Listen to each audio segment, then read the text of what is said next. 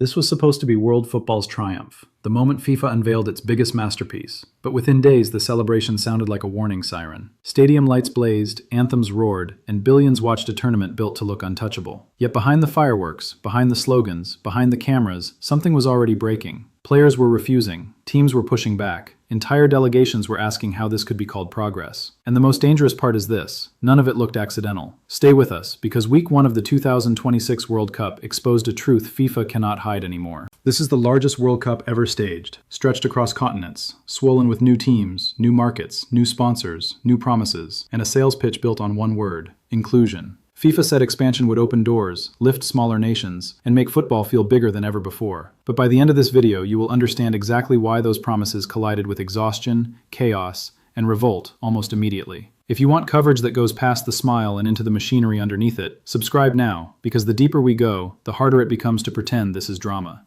Because that is the contradiction at the heart of this tournament. FIFA wanted a spectacle so vast it could sell everywhere at once, but the people inside it still had bodies, limits, tempers, and breaking points. The institution promised celebration, players experienced strain. It promised opportunity, teams encountered bureaucracy. It promised a new era, the opening week delivered resistance. Think about that. When a competition grows so large that stars, underdogs, and organizers start colliding with the system meant to showcase them, what you are watching is no longer football. You are watching a stress test, impossible to ignore now. The first flashpoint came with Vinicius Jr., one of the tournament's brightest faces, one of FIFA's most marketable stars, and suddenly one of its most visible dissenters. After a bruising opening match, cameras were waiting for the mandatory halftime interview, the polished ritual built for television, sponsors, and content. Vinicius refused, not delayed, not diverted, refused. That mattered because these interviews are not side details. They are products inside the product, moments engineered to keep the spectacle monetized every second. And when a player that prominent says no, once, he is not skipping a question, he is rejecting the script. And FIFA could dismiss it as emotion, frustration, or misunderstanding. Except the refusal landed because everybody understood what it symbolized. The players are not simply athletes inside this machine. They are inventory, messaging platforms, moving billboards, emotional content generators, and global ad space wrapped in shin pads. So when Vinicius stepped away, the silence spoke louder than any answer he could have given. It said there are limits. It said fatigue matters. It said consent matters. And once one act of defiance enters the bloodstream of a tournament, others start looking less like isolated incidents and more like permission too. The second crack appeared on the pitch itself, where Spain's draw against Cape Verde should have been remembered as an upset story, but instead felt like an alarm bell with studs on it. Spain dominated possession, chased patterns, recycled attacks, and still looked drained, heavy, dimmed. Cape Verde, fearless and disciplined, sensed it immediately. They ran into spaces Spain could not close, forced mistakes Spain could not hide, and turned delayed recovery into evidence of something deeper. This was not about tactics. It was about legs, about heat, about travel, about a calendar so brutal that elite rhythm looked fragile. Then came Iran's nightmare, and this is where the story stopped looking like luck and started looking systemic. Reports of delayed movement, border complications, disrupted schedules, and administrative confusion turned preparation into endurance theater. Imagine arriving at the biggest tournament on Earth and spending energy navigating paperwork, routes, permissions, and uncertainty instead of recovery, tactics, and focus. That is not an inconvenience. That is competitive distortion. FIFA sold a festival across host nations, but the reality for some teams was friction at every turn. Pull back further, and the picture grows darker. Unequal burden was being built into the event. And then the issue nobody inside football can pretend is surprising: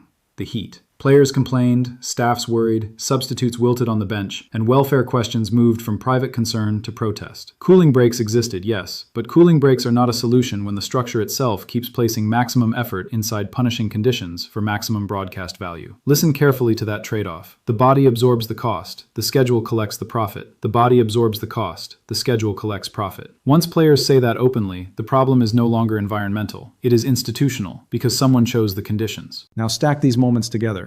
A star refusing a ritual, a powerhouse dragging itself through an exhausting draw, a national team burned by border complexity, squads openly challenging heat policy and welfare standards. Different scenes, different nations, different pressures, same message. Something is off. Something is off. And before we go deeper, if this is the kind of coverage you have been looking for, subscribe and turn on notifications, because what comes next is not just a few complaints. It is a pattern. The pattern matters. The pattern tells you whether this tournament is suffering pains or revealing a flaw. Because beneath these incidents sits the same possibility. The 2026 World Cup may not be struggling despite expansion, but because of it. More teams means more travel. More travel means tighter logistics. More matches mean thinner recovery windows. More television inventory means more obligations on exhausted players. More host spread means more moving parts, more checkpoints, more room for inequality, more chances for somebody to arrive less prepared than an opponent. Bigger sounds noble in a slogan. Bigger sounds historic in a trailer. But bigger on paper can become heavier in real life, and heavy things eventually crack under pressure. And what makes this combustible is that players know exactly how replaceable they are supposed to feel. Smile for the camera, answer the branded question, recover on the plane, adapt to the climate, ignore the schedule, deliver the performance, repeat, repeat, repeat. But human beings do not stay silent forever, especially when fatigue strips away polite language. That is why these opening week confrontations matter more than the scores beside them. They showed where the mask slips.